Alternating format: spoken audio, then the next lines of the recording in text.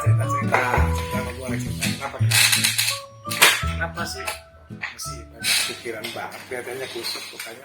Saya tuh pengen nikah tuh bro, Oh, ya. Terus. tapi belum siap. Wah, ya yang namanya mau nikah itu, ini bro, ini gue punya cerita nih, ini cerita pengalaman gue ya. Iya. Kalau namanya kita punya keinginan yang kuat, itu memang harus benar-benar dari hati kitanya. Itu pertama niatnya harus ditekad bulatkan dulu bro. Kalau masalah di depan nanti ada rezeki atau tidak, itu memang harus dipersiapkan. Nah, dipersiapkannya gini, kita itu bukan hanya punya niat, tapi harus punya usaha. Nah, ketika kita mau ngerjain sebuah usaha itu berarti kita harus menyusun sebuah rencana. Rencananya gimana? Ini rencananya gini, ya kaitan dengan nikah nih, misalkan. Jelas ya, kalau uang itu sebuah kebutuhan yang kita perlukan nih buat membiayai pernikahan kita nih. Tapi selain daripada uang itu kan, untuk bisa mendapatkan uang berarti kan kita harus punya plan-plan yang harus kita kerjakan.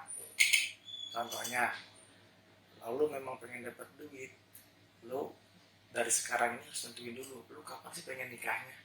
Misalkan lo pengen nikahnya itu misalkan tahun depan. Secepatnya sih. Ya contohnya, ini kan contoh ya. Okay. Kalau pengen cepat misalkan 2 bulan lagi deh, 2 bulan lagi. Terus lo udah surprise nih. Sekarang itu misalkan biaya nikah itu kayaknya mesti ngeluarin duit 50 juta. Itu harus lo breakdown, 50 juta itu buat apa sih? Buat biaya pernikahan, buat biaya masalah ke KUA, kemana-kemana. Artinya di sini tuh lo harus bikin sebuah ide ya, ya ibaratnya itu membuat sebuah rencana yang kira-kira rencana tersebut tuh lo bisa nuangin apa yang ada di kepala lu tuh dalam bentuk tulisan dulu bro. Sekarang gini, lu kan kalau kadang-kadang gini, kita itu sebenarnya bisa atau pengen melakukan sesuatu, tapi kadang ketika kita mau melakukan sesuatu itu kita tuh pusing mau melakukan dari mana dulu. Yang benar, pusing saya tuh di sana. Iya, karena kita itu gini, pusingnya itu karena kita mau mulai dari ini kita ngerasa nggak siap. Kita mulai dari ini kita nggak siap juga misalkan gitu. Karena kita intinya pada saat ini itu tidak punya modal. Modal itu bukan hanya modal sebuah materi ya, tapi modal kesiapan mental kita pun yang ini harus disiapin. Itu bro. Itu. Iya, mental itu. Makanya ini salah satunya nih, ya saran gua nih. Lu coba deh buatin kerangka rencana lu itu dalam sebuah mind map bro. Apa itu mind map? Lu belum tahu ya? Wah, lu kemana aja bro? Gini nih. Itu kenapa? Kayak baru dengar bang. Gini bro. Jadi emang nggak semua orang itu tahu ya tentang mind map. Tapi kalau gua sendiri sih yang pernah ngerasain nih. Jadi mind map itu banyak manfaatnya bro. Nah, mind map itu apa ya?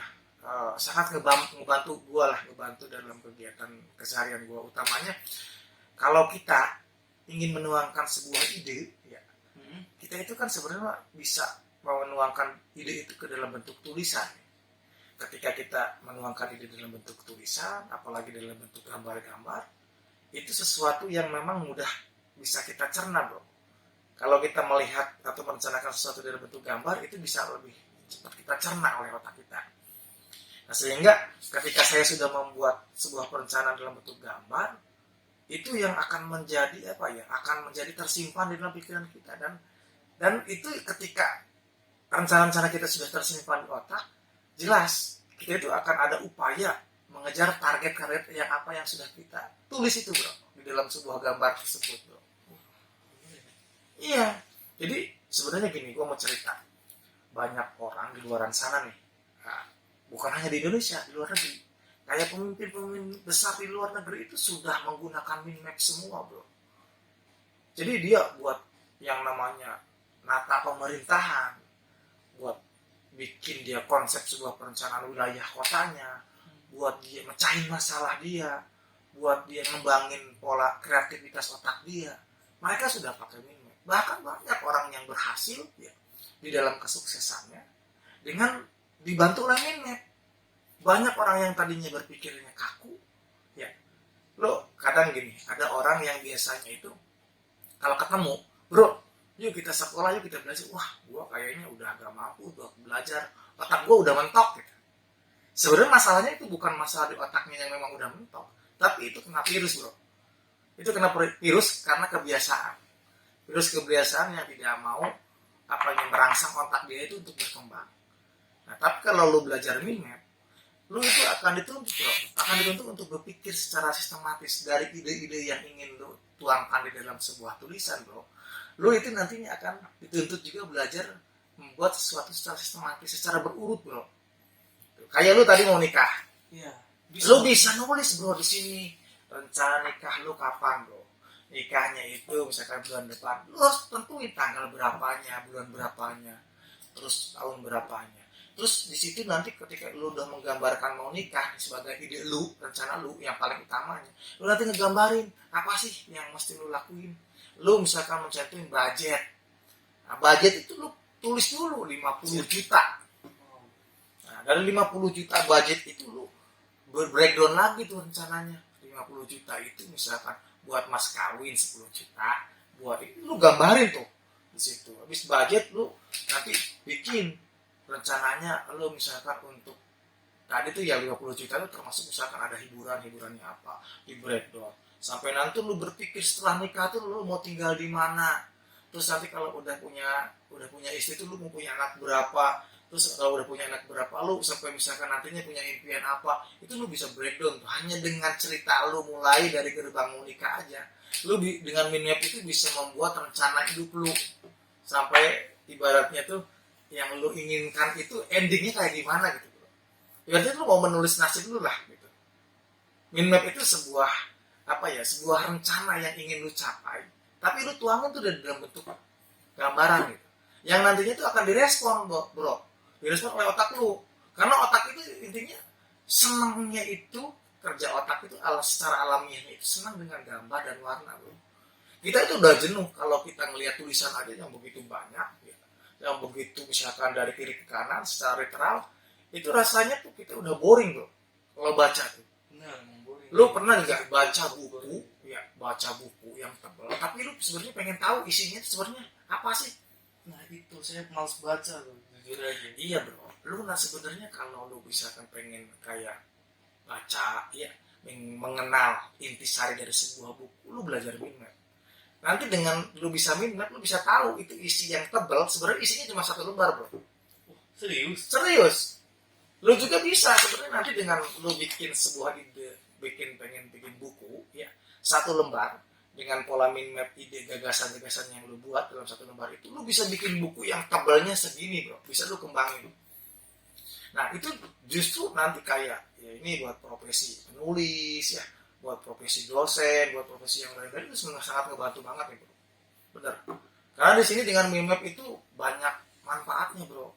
Selain memang nanti menambah kreativitas kita, menambah daya ingat kita, membuat ibaratnya kita itu bergairah juga ya buat belajar banyak hal yang kita bisa kerjain dengan kita belajar mind map. Contohnya tadi yang rencana lu mau nikah itu bro. Makanya gini bro, ini kebenaran nih gue mau ngasih tahu. Ntar itu di hari Sabtu itu kita ada yang namanya bengkel otak bro. Bengkel otak? Iya, lu belum tahu ya? Otak tuh bengkel. Lu nggak tahu sih. Gini bro, Di otak ini dia apa sih? sekarang gini bro, logikanya motor aja yang kita pakai itu kan perlu ke bengkel bro. Iya. Ya. Biar enak kan, servis. Otak kita pun sama. Otak kita itu pasti karena misalkan habit kita, karena lingkungan kita, ya itu mempengaruhi bro. Makanya otak kita harus servis, harus kita, kalau ini medical check up. Tapi ini medical check upnya kalau bengkel otak ini bukan tentang kesehatan. Otak kita barangkali dibedah enggak ngebedah otak bro. Tapi ini nanti kalau lu datang ke bengkel otak, terus lu nih, nanti gue cerita deh tentang bengkel otak ya di part selanjutnya. Tapi ini gue mau ngasih tahu nih, ini mungkin recommended buat lu nih. Lu mendingan ikut aja ya, ikut nih, nanti ada webinar yang diarahin oleh bengkel otak, Ruang Ilmu Trainer kita ini di hari Sabtu tanggal 26 Februari bro. Mengenai mind map. Yang tadi kita itu gue ngomongin tuh mind map for sukses. Judulnya aja mind map for sukses. Jadi mind map for sukses itu ya emang buat rencana kesuksesan masa depan kita, bro. Semoga itu Semuanya itu harus direncanain, gitu, bro. Nah, makanya lu udah jangan lagi maksudnya bimbang. Kalau lu memang ada masalah dengan mind map, lu bisa menuliskan masalah lu apa. Terus lu bisa breakdown masalahnya, intisari dari masalah lu tuh apa sih? Lu bisa kembangkan. Sebenarnya ini bukan masalah. Mungkin bisa jadi ketika lu udah kembangin dalam bentuk mind map, lu bisa tahu, oh ini sebenarnya bukan masalah nih. Lu bisa gitu, bro. Tapi kalau lu misalkan masalah ini lu simpan di otak lu, yang ada pusing. ya, Yang ada pusing. lu pusing, Mikirin ada terus. mikirin. Wah, Nikah pokoknya, aja. pokoknya lu kalau gue sih udah cepetan, lu daftar ya ke bengkel otak tuh, bengkel otak, lu nanti gue kasih deh brosurnya.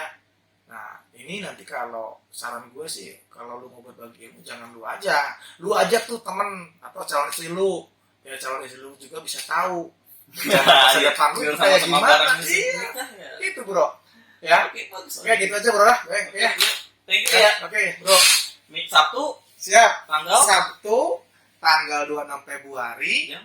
jam 15 bro. Oke. Oke, itu aja ya. Sip. Sip. Thank Oke, you. thank you. Oh, map ternyata. Oke. Hai guys, jangan lupa gabung ya di webinar Mind Map for Success by Ruang Ilmu Trainer kita. Waktu dan tempat berikut ini.